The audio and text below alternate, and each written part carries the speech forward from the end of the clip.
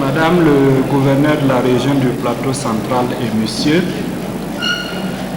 le représentant du conseil régional de Ouagadougou, Monsieur le président de l'association Vicor et Madame, Mesdames et Messieurs les directeurs généraux, secrétaires permanents, directeurs et chefs de service, Messieurs les pasteurs, Mesdames et Messieurs les membres de l'association Vicor, distingués invités, Mesdames et Messieurs, chers frères et sœurs en Christ.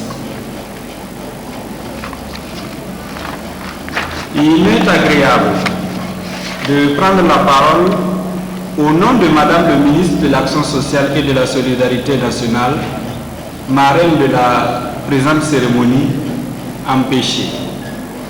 À l'occasion de ce dîner organisé par l'association Vie conjugale réussie Vicor pour marquer le lancement officiel de ses activités. Les premiers responsables du département chargés de la protection et de la promotion de la famille se réjouissent de cette initiative qui vient en appui aux actions entreprises par le gouvernement. Honorables invités, mesdames et messieurs, il est difficile de parler de vie conjugale sans se référer à la notion de famille, car il me semble qu'un homme et une femme décident de vivre ensemble pour fonder une famille ou agrandir celle qui existe déjà. Au commencement, certes, il y a un couple, mais dont la mission est de multiplier à travers les enfants. Ne disons-nous pas en tant que croyants que la famille est la première institution créée par Dieu? Il est par conséquent universellement reconnu que la famille est le groupement social le plus ancien qui existe pour les êtres humains. Il n'y a pas un endroit au monde, ni une seule époque, où les êtres humains n'aient pas organisé une forme ou un autre regroupement familial. C'est vous dire l'importance de la famille en tant qu'unité de base de la société. C'est en son sein que l'individu acquiert les valeurs sociales fondamentales qui forgent son comportement. Elle est donc par excellence le cadre de socialisation de tout individu et joue un rôle primordial dans l'enracinement du modèle social. Cependant, la forte désintégration de la famille et la régression évidente dans ses fonctions de sécurité, de protection et de solidarité fragilisent cette institution sociale. Ainsi, la famille d'aujourd'hui présente un tableau peu reluisant. Repli sur son noyau, dislocation, multiplication des tensions, des conflits et des violences en son sein, absence de dialogue entre les conjoints, infidélité conjugale, montée de certains fléaux tels que la délinquance, la prostitution, la sexualité précoce et mal assurée chez les enfants. Honorables invités, mesdames et messieurs, au regard de ce qui précède, la famille burkinabé est en pleine mutation. Les dangers et menaces auxquels doivent faire face les couples perturbent la paix et la quiétude qui doivent être le socle de la vie conjugale. Si le couple est stable, la famille l'est aussi et partant la société également. À cet égard, nous pouvons affirmer que la crise de la société burkinabé est essentiellement une crise de la famille. Il n'est donc pas possible d'envisager le développement durable et conséquent sans accorder une grande importance à la famille. Conscients du rôle capital de la famille au sein de la société, les autorités burkinabées l'ont toujours placé au centre de leurs préoccupations. En effet, le président Blaise Compaoré, dans son programme « Le progrès continu pour une société d'espérance » affirme, et je cite, « La famille fera l'objet d'une attention constante tout au long du quinquennat ». Par ailleurs, il reconnaît que la cellule familiale et la société sont les espaces d'initiation et de consolidation de l'éducation citoyenne. C'est pourquoi des mesures juridiques et institutionnelles ont été prises pour assurer la promotion et l'épanouissement de la famille. Au plan juridique, la Constitution du Burkina Faso, en son article 23, dispose que la famille est la cellule de base de la société. Par conséquent, l'État lui doit protection. L'adoption du Code des personnes et de la famille en 1989 et son entrée en vigueur en 1990 comme document de base de protection sociale et juridique de la famille témoignent de l'intérêt manifeste du gouvernement pour protéger cette cellule. Au plan institutionnel, nous relevons la création du ministère de l'Action sociale et de la solidarité nationale avec une direction spécifique chargée de la promotion de la famille. En sus, de l'éducation à la vie familiale, dont l'objectif est de promouvoir un comportement parental responsable et partant une vie de famille harmonieuse, le département de l'action sociale a inscrit dans les actions prioritaires du quinquennat la formation de 500 travailleurs sociaux en conseil conjugal. Mais force est de reconnaître que les efforts consentis par le gouvernement restent insuffisants pour répondre à toutes les préoccupations concernant la famille. Aussi, les actions gouvernementales doivent être soutenues et renforcées par des initiatives communautaires. C'est en cela que nous saluons et apprécions hautement la présente initiative qui, au-delà de l'aspect retrouvailles, de l'aspect régissance, nous interpelle sur la responsabilité qui est la nôtre en tant que couple pour rétablir la famille dans ses prérogatives de première institution sociale et lui permettre de jouer pleinement son rôle de stabilisateur de la société. C'est pourquoi, d'ores et déjà, nous vous encourageons à persévérer dans votre engagement à sauver les couples en difficulté et à raffermir ceux qui ne le sont pas. Sur ce, et au nom de Madame le ministre de l'Action sociale et de la solidarité nationale, je souhaite à tous et à toutes une agréable soirée. Que l'amour et la paix de Dieu inondent vos cœurs. Je vous remercie.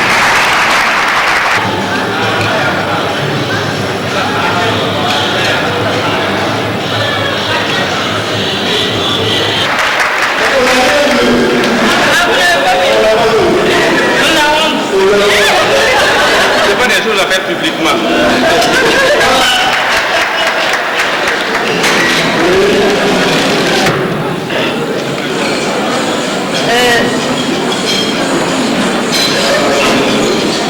C'est un cadeau que j'ai acheté, mais ça a failli se découvrir là-bas ici parce que mon enfant, quand lui il a vu, il voulait le tirer. Il a pleuré toute une heure de temps. Je veux un cadeau, je veux un cadeau. Mais je l'ai gardé jalousement et j'ai dit je vais payer pour toi. Donc c'est un cadeau. Si vous permettez, on va déballer ça à la maison. Ah voilà. Vous ne pas de jaloux. Voilà.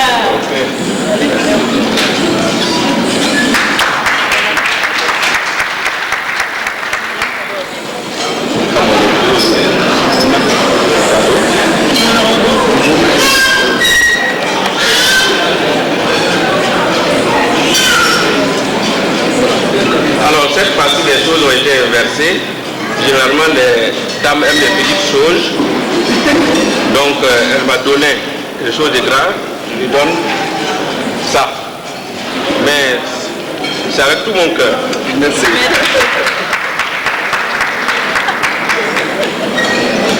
Et le sac dit oui, non. Le sac aussi, quand le petit a vu le sac, il a dit que lui, il récupère le sac. J'ai dit, c'est pas possible. Parce qu'on a écrit avec amour. Donc, un cadeau avec amour. Vous avez bien voulu le faire. C'est pas très gentil, mais c'est gentil quand même. Hein? Donc, je voudrais... c'est vrai que habituellement ça se passe entre nous deux, rien qu'entre nous deux, mais ce soir je voudrais devant vous tous officiellement remettre ceci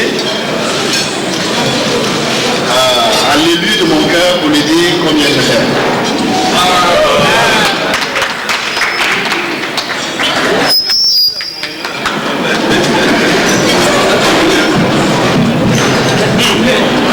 Merci beaucoup.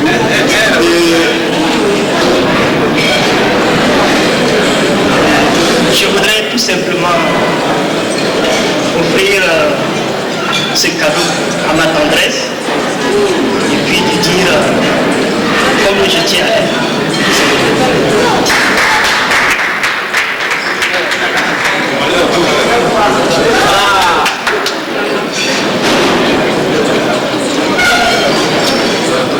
Moi, je n'ai pas un cadeau visible ou palpable.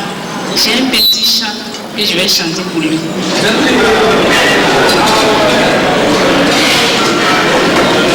Tu es une étoile dans le firmament du cœur. Tu es la lumière qui éclaire mon chemin. Tu es le flamme qui réchauffe mon âme.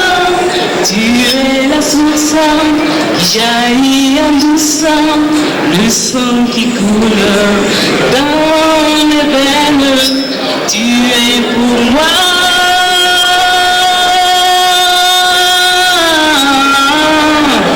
l'énergie de toute ma vie.